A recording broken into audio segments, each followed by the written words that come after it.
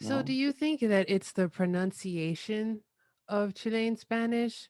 Is it the pronunciation and the vocabulary? What exactly do you think it is that makes it that made it, especially when you talked about being at that party? What made it difficult at that time that you weren't able to pick up more than 50%? One of the every language has distinctive features. For example, one of the most unique features of English is that they incorporated English has incorporated terms from many different languages, and unfortunately, most of them have kept their original or approximate pronunciation, which means that there is little logics between written English and spoken English, right? In other words, it's hard to master English pronunciation from the very beginning Hmm. because the rules to pronounce the sounds are very obscure in a way. But Spanish is all the opposite. There's like a 95% correspondence between written and spoken. And one of the most unique characteristics is that we pronounce every single vowel and consonant, and there are very few exceptions. Chilean Spanish defies that because, to start with, it tends to drop the last syllable in many words. They use a different conjugation for the second person singular, and many of the final S sounds are not pronounced. And on top of that, they have incorporated a lot of local idioms Hmm. to, instead of using like the regular common verbs.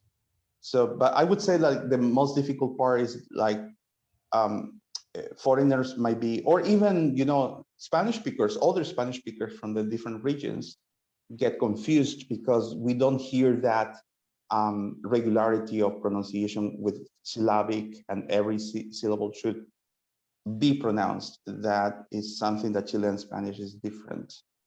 Um, and so I would say that's the most challenging part. Uh-huh. In the time that you've been living in Chile, Uh-huh. have you picked up any Chilean speech patterns? This is and also yeah, this is a very interesting question as well, because my Chilean friends say I definitely have a different accent. Hmm. I'm not Chilean at all, but when I come to Peru or Argentina or anywhere, they said, "Oh, you have some traces of Chilean accent."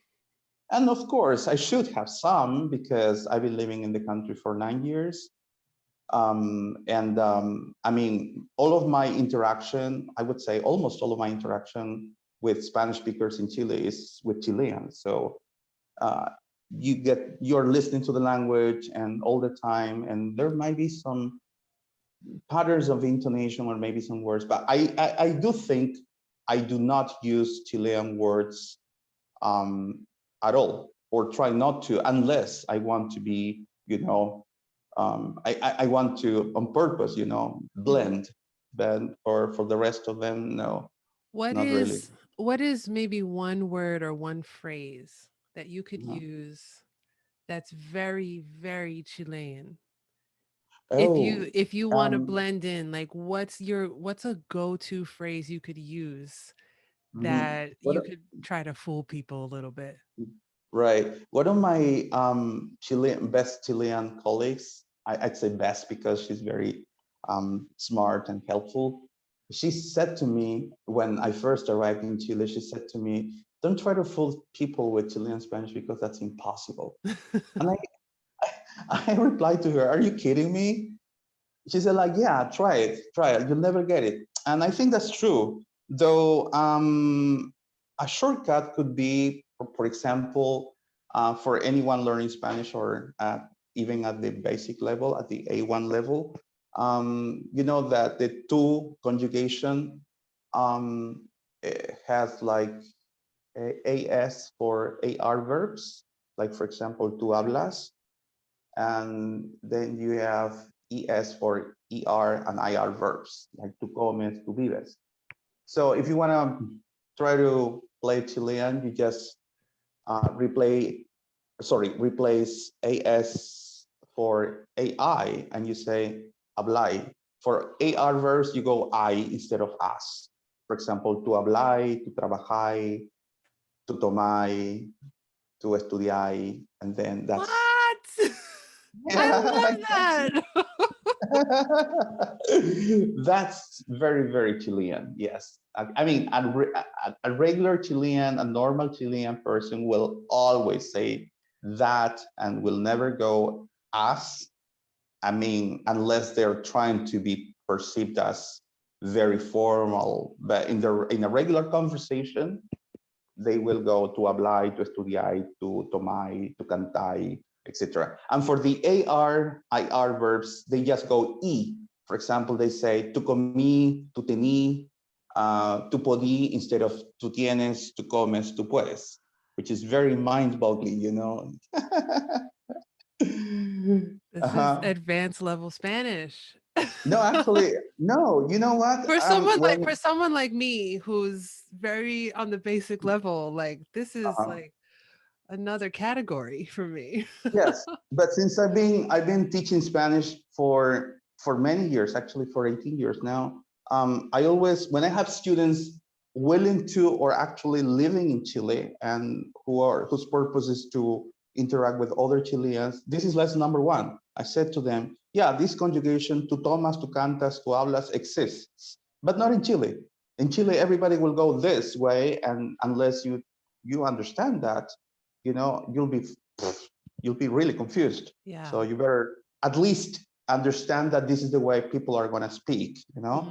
Mhm. Another thing is well, this is difficult to master. They add an extra syllable to at the end of a sentence, which is po, po, which is po, which is a very short form of pues, which means like well. It's a filler actually. Um, it's like saying well, but at the end of the sentence, right? For example, but you should not use it in every sentence because that would not be normal. But when you're trying to make a point, then you go po. For example, somebody asks you, ¿por qué no fuiste al cine? No, why didn't you come to the cinema? You said like, well, I didn't have money. Well, I didn't have money, right? You could say, well, no tenía plata, po, at the end, right? Or Mhm. because I was tired, estaba cansado, po. No? I know I'm not saying it in perfect Chilean accent, but that's a distinctive feature. That's a syllable that Chileans will use to make a point at the end of a sentence, and it's very, very typical. Mhm. Wow, I love that. That's Argentines do adorable. that in a different way. They use like the word and, but at the beginning of a sentence. So instead of saying porque no tenía plata, people say y no tenía plata, and Hmm. that's well, I didn't have money, you know. Oh, okay. Uh-huh. That's so cool. So I sometimes, you know, to make it easier for say the Canadians, I always say, well, it's like your a at the end of a sentence, a, right? Something like that. Yeah. Uh-huh.